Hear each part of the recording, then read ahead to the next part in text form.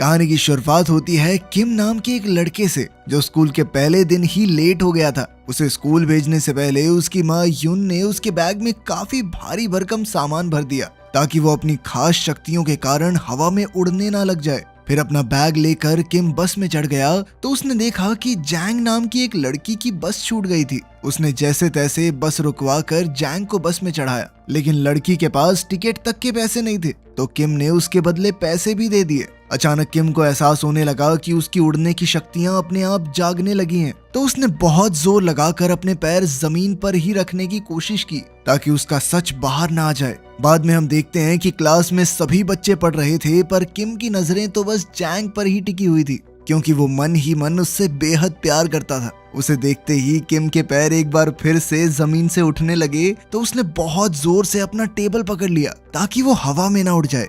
वहीं दूसरी ओर हम एयरपोर्ट पर फ्रैंक नाम के आदमी को देखते हैं। उसने पार्किंग लॉट में मौजूद एक ट्रक में से अपने मिशन का सामान उठाया और फिर एक वर्कर का भेस बना लिया। तब ये खुलासा होता है कि फ्रैंक एक सीरियल किलर था जिसे सुपरनैचुरल कंट्रोल एजेंसी ने सोल में मौजूद अद्भुत शक्तियों वाले लोगों को मारने का काम दिया था। स्कूल खत्म होने के बाद सब बच्चे घर वापस जा रहे थे पर तभी ली नाम का लड़का जैंग को रोककर स्कूल की जिम दिखाने ले गया क्योंकि जैंग स्कूल में नई आई थी, इसलिए टीचर्स ने ली को जैंग को स्कूल दिखाने का जिम्मा दिया था। वहीं दूसरी ओर फ्रैंक अपने पहले शिकार जिनचिन के ऑफिस में पहुंचा। जिनचिन तो उसे देखते ही समझ गया कि ये कोई बहरूपिया है। जिनचिन ने उसे अकेले में ले जाकर पूछा कि वो उसका असली नाम कैसे जानता है, तो फ्रैंक ने उसे बताया कि एक कंपनी ने तुम्हें मारने के लिए मुझे यहाँ भेजा है। ये सुनते ही जिनचिन ने गुस्से में आकर अपनी जबरदस्त ताकत से गोल्फ स्टिक को कागज की तरह मरोड़ दिया और उसी से फ्रैंक पर हमला बोल दिया। फ्रैंक ने जैसे तैसे खुद को बचाया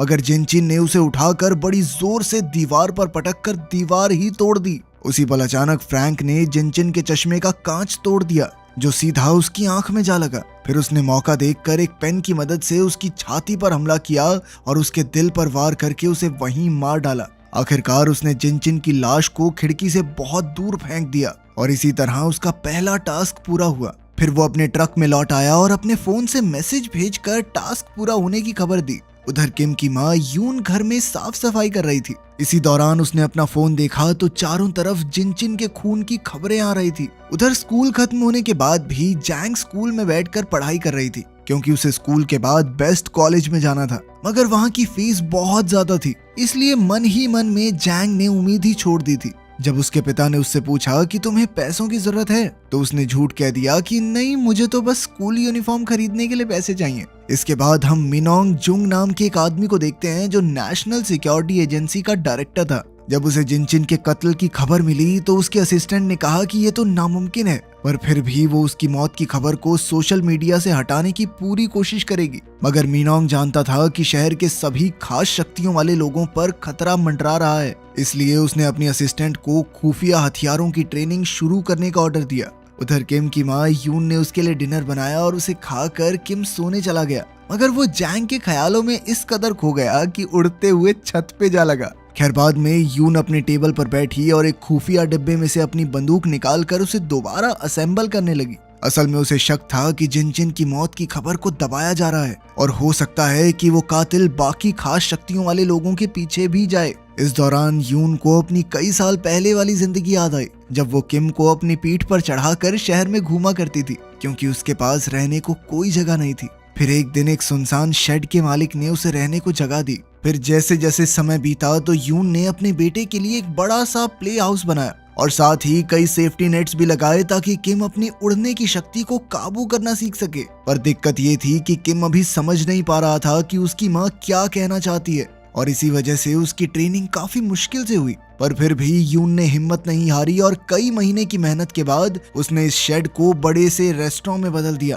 और उसका काम अच्छा चलने लगा। उसी समय से उसने किम को बाहर खेलने से मना कर दिया और उस बेचारे ने अपना पूरा बचपन टीवी पर कार्टून सुपर हीरोज देखकर ही गुजारा, जिससे उसे लगने लगा कि वो भी एक सुपर हीरो है। अब उसने सबको अपनी शक्तियां दिखाने के लिए अपने स्कूल के दोस्तों को बुलाया और उनके सामने उड़ने लगा। उसे उड़ते हुए देखकर उसके सभी दोस्त काफी खुश थे और किम भी आखिरकार अपना राज बताकर काफी खुश था, पर वो ये नहीं जानता था कि स्कूल के प्रिंसिपल ने उसे देख लिया है। फिर शाम को किम के एक दोस्त ने भी उसकी ही तरह उड़ने की प्रैक्टिस करने की सोची ताकि वो भी बाकी बच्चों को इम्प्रेस कर सके, पर वो फिसल कर बुरी तरह गिर गया और उसे काफी चोट लगी। इसके बाद यून को स्कूल में बुलाकर किम की काफी शिकायत की गई, तो यून को बेवजह ही उनसे माफी मांगनी पड़ी। किम को एहसास हो गया था कि उसकी माँ को उसकी वजह से कितना शर्मिंदा होना पड़ा, तो वो बेहद दुखी हो गया और छत पर जाकर रोने लगा। मगर अचानक उसकी कमर से बंधी रस्सी टूट गई और वो तूफान में उड़ गया। पर तभी ऐन वक्त पर यून ने वहां आकर पूरे जोर से रस्सी को खींचकर अपने बेटे की जान बचाई। फिर अगले दिन सभी बच्चे स्कूल पहुंचे, पर किम और जैंग दौड़ने के बावजूद भी थोड़े लेट हो गए। पर गार्ड ने देखा कि वो कुछ ही सेकंड लेट थे, तो उसने उन्हें अंदर जाने दिया। वहीं शहर में दूसरी ओर फ्रैंक एक पुरानी लाइब्रेरी में पहुंचा और वहां का दरवाजा बंद करके मालिक के सामने जा खड़ा हुआ। उसने मालिक से पूछा कि क्या पहले वो बंक के नाम से जाना जाता था। तो उस आदमी को एहसास हुआ कि वो खतरे में है, इसलिए उसने अपनी बिजली की शक्ति का इस्तेमाल करके सभी लाइट्स बंद कर दी।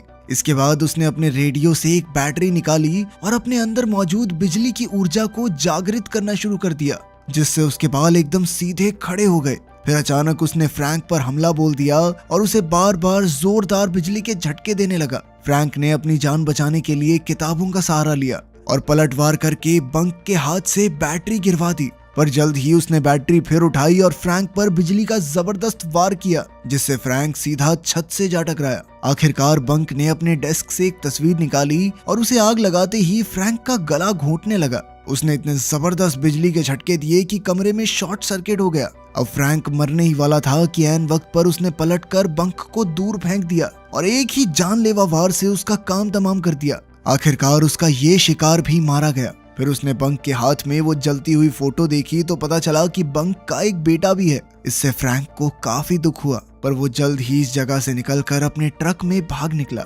उधर स्कूल में जैंग को एहसास हुआ कि स्कूल पहुंचने के लिए दौड़ने की वजह से उसकी यूनिफॉर्म से पसीने की बदबू आ रही थी। इस वजह से वो काफी शर्मिंदा थी और ऊपर से बैंग नाम का एक लड़का उसे परेशान करने लगा। उसने जैंग का स्कूल रिकॉर्ड उठाकर देखा कि वो जिम्नास्टिक्स करती है। फिर वो उसका मजाक बनाने लगा, तो ली ने उसे रोककर वापस अपनी जगह पर जाने को कहा। फिर कुछ समय बाद वो जिम में जिम्नास्टिक्स प्रैक्टिस करने गई, तो बैंग एक बार फिर उसे परेशान करने लगा। जब ली ने एक बार फिर से उसका रास्ता रोक लिया, तो बैंग ने उसे स्कूल के बाहर मिलने को कहा, जिसके लिए ली भी तुरंत तैयार हो गया।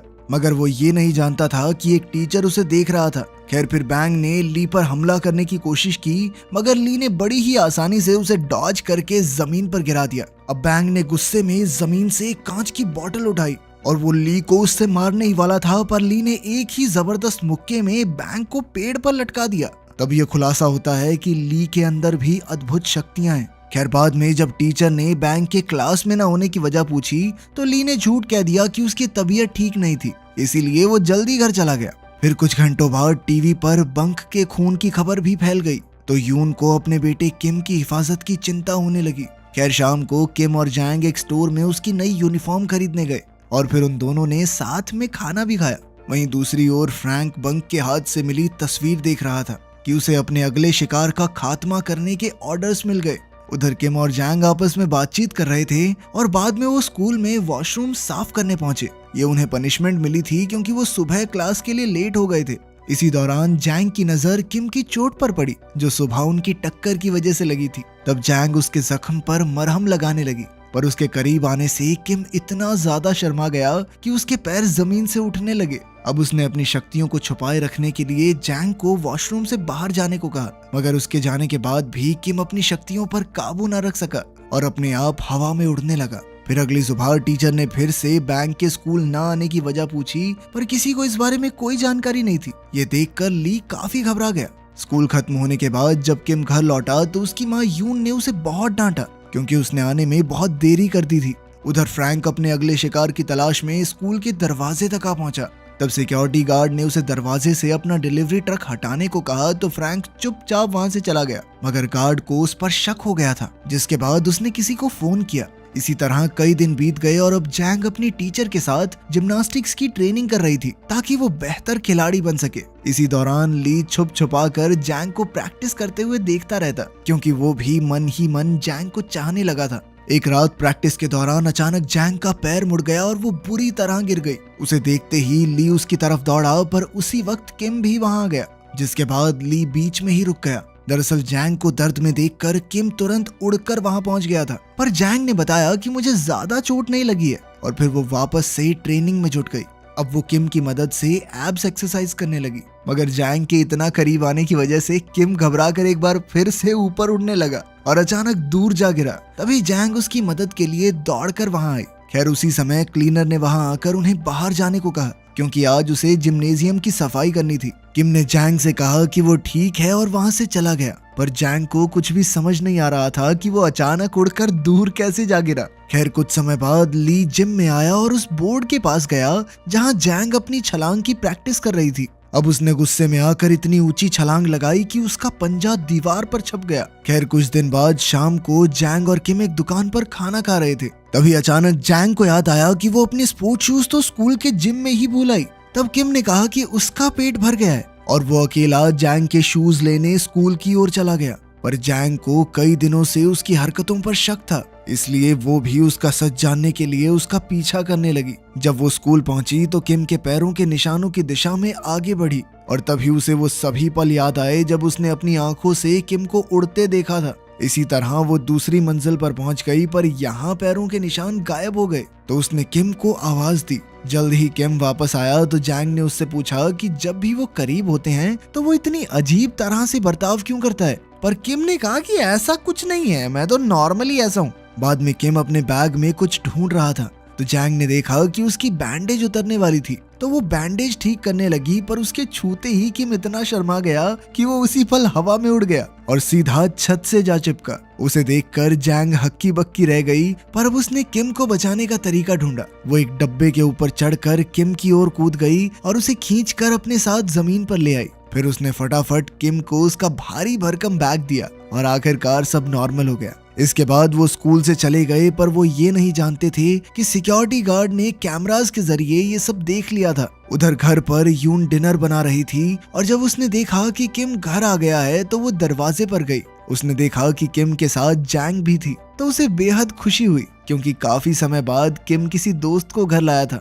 उसने जैंग को डिनर के लिए रुकने को कहा। वहीं दूसरी ओर फ्रैंक एक ब्यूटी सैलून में गया तो उसकी मुलाकात होंग नाम की एक लड़की से हुई। फ्रैंक ने उसे अपना हेयर कट करने को कहा। हेयर कट के दौरान ही फ्रैंक ने कहा कि वो उसकी सच्चाई जानता है। उसने होंग को नाजू कहकर बुलाया, जो कि उसका असली नाम था। ये सुनते ही नाजू ने तुरंत उस पर कैंची से जोरदार हमला बोल दिया, पर फ्रैंक ने भी उसी पल खड़े होकर उसे जमीन पर पटक दिया। तब ये खुलासा होता है कि फ्रैंक का शरीर किसी भी जख्म को कुछ ही पलों में भर देता था। जैसे ही उसने अपने चेहरे से कैंची बाहर निकाली तो नाजू उस पर गोलियां चलाकर दूसरे कमरे में भाग गई। फिर उसने बड़ी बंदूक निकाली और अपनी एक्सरे विजन की शक्ति से उसने फ्रैंक को दीवार के आर पार देख लिया। तब उसने धुआंधार गोलीबारी चालू कर दी। इधर फ्रैंक भी नाजू का काम तमाम करने दौड़ा और दीवार तोड़कर नाजू पर कूद पड़ा, लेकिन नाजू ने एक बार फिर उस पर गोलियां चला दी। पर जल्द ही उसे एहसास हो गया कि इन गोलियों का फ्रैंक पर कोई असर नहीं हो रहा, तो वो तुरंत किचन में गई और अपनी खास बंदूक निकाली।